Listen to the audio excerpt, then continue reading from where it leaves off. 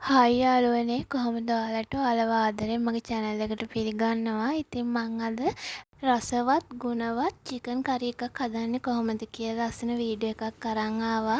මේකෙදි ඔයාලා ගන්න චිකන් ටික හොඳට සෝදලා අරගෙන ඒකට මම මේ පෙන්නනවා වගේ කහ ටිකක් වැඩිපුර දාලා ලුණු ටිකක් දාලා මේ චිකන් ටික හොඳට තඹ ගන්න ඕනේ. ඒකට හේතුව තමයි මේ චිකන් වලට ගොඩාක් විවිධ කෙමිකල්ස් වර්ග ෆාම් එකේදී කුකුලා පන පිටින් ඉන්නකොට පවා ගහනවා. චිකන් කියන්නේ හරිම ශරීරයට අහිතකර කෑමක් වෙලා තියෙන්නේ දැන්. ඉතින් ඒ අහිතකර తত্ত্বය නිසා අපිට චිකන් නොකා ඉන්නත් බෑ. ඉතින් අනිවාර්යයෙන්ම අපි චිකන් කනවා නම් ඔයාලා මම මේ පෙන්නන විදිහට චිකන් ටික තඹ ගන්න. තඹගෙන ඊට පස්සේ චිකන් කෑලි ටික වෙනම වෙන් කරගන්න. එහෙම නැත්නම් මේ තඹපු වතුර ටික පෙරා ගන්න. මොකද එහෙම කරන එකෙන් අපේ සෞඛ්‍යයට ගොඩාක් හිතකරයි. මම දන්න තරමින් චූටි කුකුල් පැටවුන්ට ඉඳලම ගොඩාක් කෙමිකල්ස් ගහනවා ෆාම් වල. මේ චිකන් අපි කෑවට ගොඩාක් අහිතකරයි මේ චිකන් වල තියෙන ඒ විස අපේ ශරීරයට හිතා ගන්න බැරි විවිධ ලෙඩ රෝග හැදෙනවා අපි මේ විශේෂයෙන්ම බ්‍රොයිලර්ස් ගන්නවා නම්. ඉතින් ඒක නිසාම මේ විදිහට ගත්තාම ඒකේ තියෙන ඒ විස තියෙනවා නම් බැක්ටීරියාවන් ඉන්නවා නම් මේ විදිහට තඹ ගත්තාම ඒවා අයින් වෙලා යනවා උණු වතුරට. ඉතින් ඊට පස්සේ මේ විදිහට මිරිස් කුඩු තේ හැන්දා බෙදපු 3-5 කුඩු තේ හැන්දා ලුණු කහ දැන් අපි කහ දාලා තම්බගෙන තියෙන හින්දා මෙතනදි කහ දාන්න ඕනේ නැහැ. ඊට පස්සේ ඔයාලට කැමති නම් ගම්බිරිස් ඒ දේවල් ටික දාලා හොඳින් මේ විදිහට චිකන් එක අතගා ගන්න ඕනේ. ඉතින් ඊට පස්සේ අපේ මේ චිකන් කරි එක හදන්න මේ දේවල් අවශ්‍ය වෙනවා. පොල් රාවිනා කිරි ටිකක්, හොඳ උකු පොල් කිරි ටිකක්, සියඹලා ඕන වෙනවා. ඊට අමතරව මේ විදිහට මම ලුණු මිරිස් ග්‍රාම්ප කරපිංචා තව සුදු ලුණු ඉඟුරු අරගෙන තියෙනවා. ඒ වගේම කරාබු නැටි එනසාල් මම මෙතනදී කොච්චිත් අරගත්තා. කුරුඳු පොතු අරගන්න ඕනේ.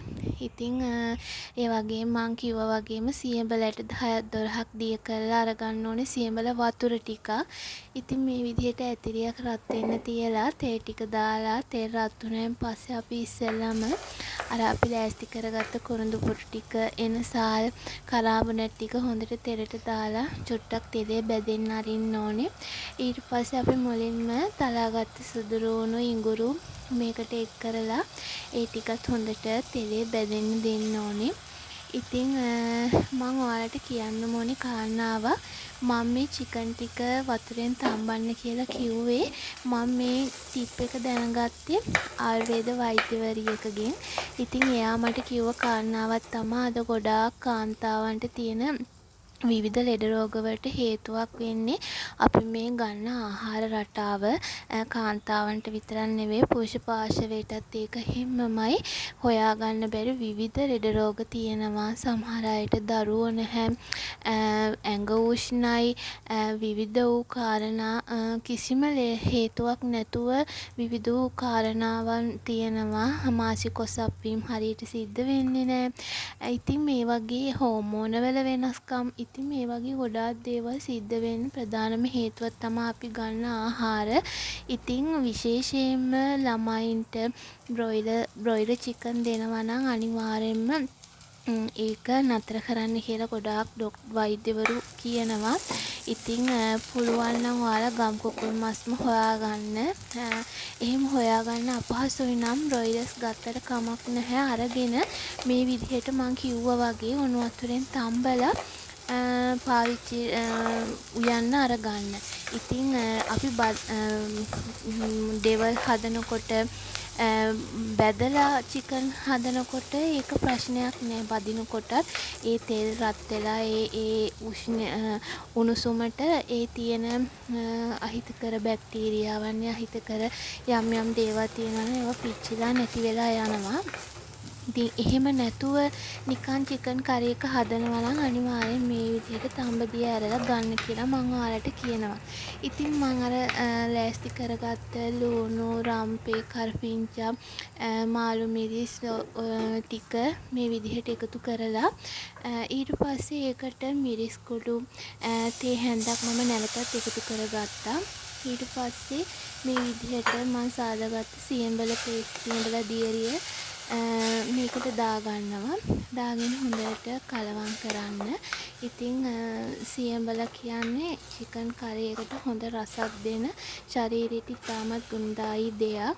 ඉතින් ඔයාලට මෙතනදී ගොරක පාවිච්චි කරන්නත් පුළුවන්. ඉතින් මං අද මේ හදන චිකන් කරි එකට මම යොදාගන්නේ සියඹල. ඊට පස්සේ ඔයාලට පුළුවන් මේකට විනාගිරි ටිකක් දාන්න. විනාගිරි ගොඩාක් දාන්න එපා. මොකද විනාගිරි කියන්නේ ශරීරයේ ටිකක් අගුණයි. කියන්නේ උෂ්ණාධික ශරීරයක් තියෙනවා නම් විනාගිරි පාවිච්චි කරන්න එපා. ගෑස්ට්‍රික් තියෙනවා නම් විනාගිරි පාවිච්චි කරන්න එපා. එහෙම නැත්නම් විනාගිරි ස්වල්පයක් මේකට එකතු කරන්න. එකතු කරලා හොඳට මේක කලවම් කරන්න. කලවම් කරලා ටිකක් මේ ටික රත් වෙන්න හොඳට ඇතිරියේ හා මෙහා කලවම් කරලා ඊට පස්සේ චිකන් ටික එකතු කරන්න. ඉතින් මේ වෙලාවේ මේ මිශ්‍රණයෙන් හරිම සුවඳක් එනවා. අපි මේකට සියඹල දියර සහ විනාගිරි එකතු කරගත්ත හින්දා හරිම සුවඳයි මේ වෙලාවේ. ඉතින් චිකන් එක එක විදිහට විවිධ රෙසිපීස් වලට හදනවා. ඉතින් මේක මගේ එක රෙසිපි එකක් විතරයි. ඉතින් තවත් මේ වගේ රෙසිපීස් තියෙනවා චිකන් හදන්න පුළුවන් රස රහස්. ඉතින් ඊට පස්සේ මම මේ ලෑස්ති කරගත්ත චිකන් ටික මේ විදිහට මම හදාගත්ත මිශ්‍රණයට එකතු කරගන්නවා. ඉතින් ඔයාලත් මේ විදිහටම කරන්න කියලා නැහැ. ඔයාලා හදන විවිධ රසට හදන විවිධ ක්‍රම තියෙනවා. ඉතින් මම හරි ආසයි ඔයාලා හදන විදිහත් දැනගන්න. ඉතින් මගේ අඩුපාඩු තියෙනවා නම් මට කමෙන්ට් කරන්න. මගේ වීඩියෝ එක ඉවර වෙනකම් බලන්න. මගේ channel එක subscribe කරන්න කියලාත් ඔයාලගෙන් ආදරෙන් ඉල්ලනවා. ඉතින් මේ තියෙන්නේ මම හදන විදිහ. ඉතින් මම මේ දාගත්ත චිකන් කෑලි ටික හොඳට මිශ්‍රණේ මේ විදිහට කලවම් කරගන්න ඕනේ. ඉතින් කලවම් කරලා ඊට පස්සේ එහෙම්මම මේක තැම්බෙන්න දෙන්න. ඉතින් ටික වෙලාවක් මේ විදිහට ඇතිරියේ මේ චිකන් ටික මිශ්‍රණේ කලවම් කරපු මිශ්‍රණය මෙහෙම හොඳට තැම්බෙන්න තියලා ඊට පස්සේ තමා පොල් කිරි ටිකක් එකතු කරන්නේ. මං ගත්ත පොල් කිරි ඔක්කොම එකතු කරේ නැහැ. ඒක ඔයාලට හිතෙන තේරෙන විදිහට ඔයාලා බලලා පොල් කිරි එකතු කරගන්න. මගේ චිකන් ප්‍රමාණයට ගැලපෙන විදිහට තමා මම පොල් කිරි එකතු කරගත්තේ. ඉතින් ඔයාලට ගොඩක් හොද්ද ඕනේ නම් පොල් කිරි ටිකක් වැඩිපුර එකතු කරගන්න. හොඳ උකු පොල් කිරි ටික එකතු කරගන්න. හරිම රසයි. අපි ගොඩක් වෙලාවට චිකන් වතුරෙන් හදනවා. හැබැයි වතුරෙන් හදනවට වඩා හරිම රසයි උකු පොල් කිරි එකතු කරගත්තාම. ඉතින් මේ තියෙන්නේ මගේ අවසානයේ චිකන් කරි එක. ඉතින් මගේ වීඩියෝ එක බලන්න, ලයික් කරන්න, කමෙන්ට් කරන්න, channel එක subscribe කරන්න කියලා ඉල්ලනවා. ඉතින් අදට මං ගිහිල්ලා එන්න. ඔයාලා සතුටින් පරිස්සමට ඉන්න කියලා කියනවා. ඔයාලා හැමෝටම සුබ දවසක්. bye.